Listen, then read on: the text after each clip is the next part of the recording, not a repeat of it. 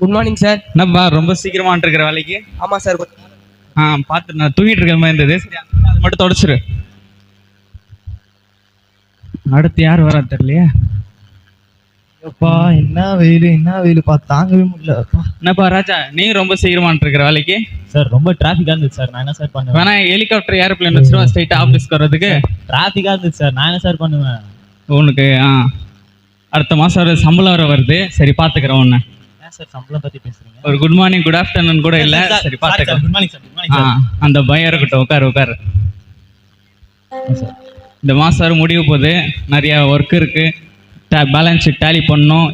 Inventory நிறைய இருக்கு, பண்றோம். சரியா சார்? எனக்கு பேலன்ஸ் ஷீட்னால என்னன்னு தெரியாது சார். அதெல்லாம் பாத்துக்கலாம்டா. பண்றா சார். எனக்கு பேலன்ஸ் ஷீட்னாலே சுத்தமா தெரியாது சார். சம்பளம் வாங்குறலடா, பண்றா, அதெல்லாம் பண்ணிடலாம்டா.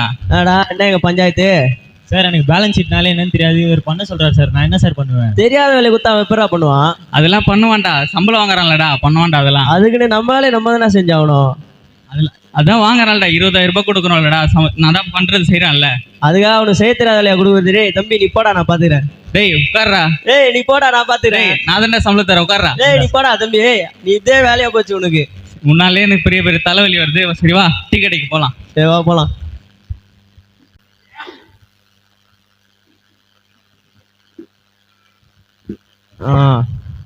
சேட்டா 2 டீ ஸ்ட்ராங்கா. இந்த பொண்ணு நம்மள பாக்குற மாதிரி இருக்குது. கொஞ்ச நேரம்.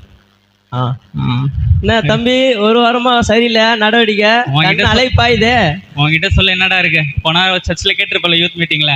ஆமா இதயத்தை காலியா வைக்க கூடாது, எதனா வச்சு ஃபில் பண்ணுன்ட்டு. அதான் குத்து விளக்கு மாதிரி ஒரு பொண்ணை தேடுறேன்.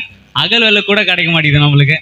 இதயத்தை காலியா வைக்கணும்னா பொண்ணை குத்து வலிக்க சொல்ல ஒண்ணு ஆண்டவர் வைக்க சொன்னாங்க. தூங்கிட்டேன் நான். ஐயோ அதான் சினிமா தேட்டர் மாதிரி நினைச்சா தூங்கித்தான் இருப்பேன்.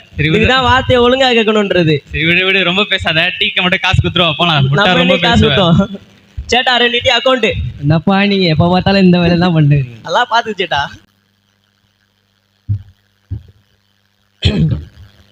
சார் பாஸ் வராரு சார்.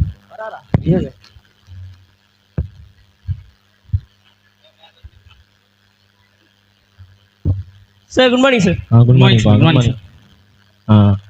என்னப்பா வேலையெல்லாம் செஞ்சாச்சா? செய்யறோம் சார். நீங்க பேலன்ஸ் ஷீட் டேலி பண்ணுவீங்க, நிறைய வேலை இருக்குது. நீங்க முடிச்சிருவோம் சார். நீங்க எல்லாருக்கும் வேலையெல்லாம் சரியா கொடுத்தாச்சுல? எல்லாத்தையும் கொடுத்தாச்சு. நம்ம 2 crore ப்ராஜெக்ட் வேற இருக்குது, சீக்கிரமா முடிச்சிடலாம் நம்ம. முடிச்சிரோம். இல்லனா அவ்வளவுதான், ஏதாச்சும் ஒன்று ஆகும். அதனால நீங்க கொஞ்சம் எல்லாரும் பார்த்து எல்லா வேலையும் இன்னைக்கே செஞ்சு முடிச்சிருங்க. நம்ம நாளைக்கு அக்கௌண்ட் காமிக்கணும். ஓகேங்களா? சரிங்க, நான் அப்புறம் பாத்துக்கிறேன். கேட்டல என்ன சொன்னாரு? பேலன்ஸ் ஷீட் டேலி பண்ணனும் சொன்னார்ல சார். தெரியாது சார் எனக்கு. இன்னைக்கு லேட் ஆனாலும் பரவாயில்ல, வீட்டுக்கு போய் முடிச்சு எடுத்துட்டு வரேன். ஓகேவா? ஒருத்தர் வேற வேலையே இல்ல. எல்லாருக்கும் வேலை கொடுத்தாச்சு. இந்த பியூன் பையன் மட்டும் சும்மா இருக்கானே, இவனுக்கு என்ன வேலை கொடுக்கலாம்? டேய் தம்பி, அங்க போய் அந்த டீ மட்டும் எடுத்துட்டு வாடா. சார் ரூம்ல தான் சார் இருக்கு, நீங்களே போய் எடுத்து கொடுங்க சார். கொஞ்சம் போய் எடுத்துட்டு வாடா. அதுக்கு தானே உன வேலை வச்சிருக்கோம். கால் அடிபட்டது சார். அதெல்லாம் ஒன்னும் ஆகாதுடா. போய் எடுத்துட்டு வாடா. இந்த ஆளுக்கு ஒரு வேலையே இல்ல. டீ குடிச்ச அதுக்குள்ள எத்தனை வாட்டரா குடிப்ப? அதுக்கு தானே சம்பளம் கொடுக்குறோம். போட்டான் உன்னை திருத்தவே முடியாது. இன்னும் வரல. வாங்கப்பா டீ.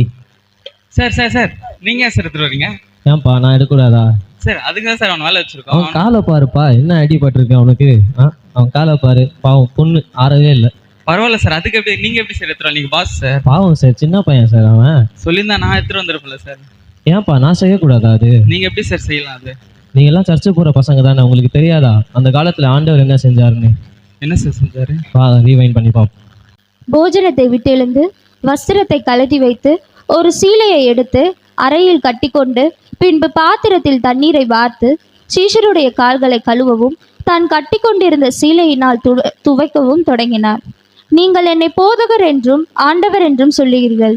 நீங்கள் சொல்லுகிறது சரியே, நான் அவர்தான். ஆண்டவரும் போதகருமாகிய நானே உங்கள் கால்களை கழுவினது உண்டானால் நீங்களும் ஒருவர் கால்களை கழுவ கடவீர்கள். நான் உங்களுக்கு செய்தது போல நீங்களும் செய்யும்படி உங்களுக்கு மாதிரியை காண்பித்தேன். இப்ப நம்ம பார்த்தோம் தெரியுதா? அந்த காலத்துல ஆண்டவராக இயேசு கிறிஸ்துவே நம்மளுடைய கர்த்தரே வந்து ஒரு அடிமையின் ரூபம் எடுத்து நம்மளை போல ஒரு 12 பேர், ஒரு 12 சீஷர்களுடைய காலை கழுவினார். அதுக்கு நம்ம இது பண்றோம். அவர் எவ்வளவு பெரியவர். ஆனாலும் அவர் வந்து நம்மள மாதிரி 12 பேருக்கு பண்ணார்ல. ஆனா நம்ம இந்த காலத்திலேயே அவ்வளவு பெருமை வச்சுக்கிட்டு இருக்கிறோம். எனக்கு பிரைஸ் எல்லாம் சொல்லலைன்னா நான் உனக்கு சொல்ல மாட்டேன். பாரு, முகத்தை பார்த்து கூட பிரைஸ் எல்லாம் சொல்லாம இருக்குது. இதெல்லாம் ஏன்பா சபைக்குள்ள நமக்கு? இதெல்லாம் எதுக்கு நமக்கு? உனக்கு ஒருத்தன் பிரைஸ் லார்ட் சொல்லலையா, நீ போய் கனம் சொல்ல முந்திக்கோன்னு தான் பைபிள் சொல்லுது. கனத்தில் ஒருவர் முந்திக் கொள்ளுங்கன்னு இருக்குது. நம்ம கனத்தை தேடிக்கிட்டே இருக்கிறோம், இதே வாழ்க்கையா போகுது. அது மாத்திரம் இல்லை, என் கூட பேசணும்னா நான் ஜென்மத்துக்கு அவனோட பேச மாட்டேன். இதெல்லாம் நமக்கு தேவைதானாப்பா? அவ்வளோ பெரிய கர்த்தரே வந்து நமக்காக வந்து இந்த மாதிரியான காரியங்கள்லாம் செய்யும் போது நம்மலாம் ஏமாத்திரம்ப்பா. நம்ம எல்லாருமே சேர்ந்து மனம் திரும்பி, நீங்களாம் மனம் திரும்பி கர்த்தருக்குள்ளே இருக்கணும். அதே நேரத்தில் அவர் நம்ம காலை கழுவுனது வந்து அவர் வரத்துக்குப்பா, எந்த குத்து விளக்கோ அகல் விளக்குக்கோ கிடையாதுப்பா. நம்ம தான் எல்லாரும் உண்மையாக இருக்கணும், எல்லாரும் மனம் திரும்பும்.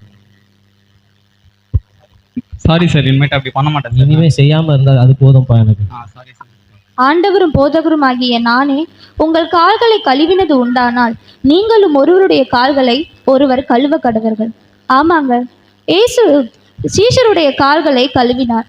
நாமும் மற்றவங்க கால்களை கழுவணும்னு அர்த்தம் கிடையாது.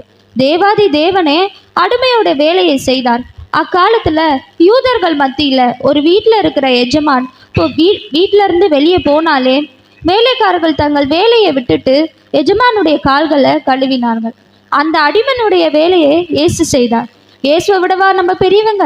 அவரே அதை செய்தார் இல்லையா? நம்மையும் மற்றவங்கிட்ட தாழ்ந்து ஏன் போகக்கூடாது? நம்ம ஏன் வைராக்கியம் பாராட்டணும்? மற்றவன் நம்மளுக்கு செய்யணும்னு நினைக்கிறத ஃபஸ்ட்டு நம்ம அதை செய்ய கற்றுக்கணும். இயேசு நமக்காக தண்டனையும் மரணத்தையும் ஏற்றுக்கொண்டார். அவர் கடைசி நிமிஷம் வரையும் நமக்காக தாழ்ந்து கொண்டார்.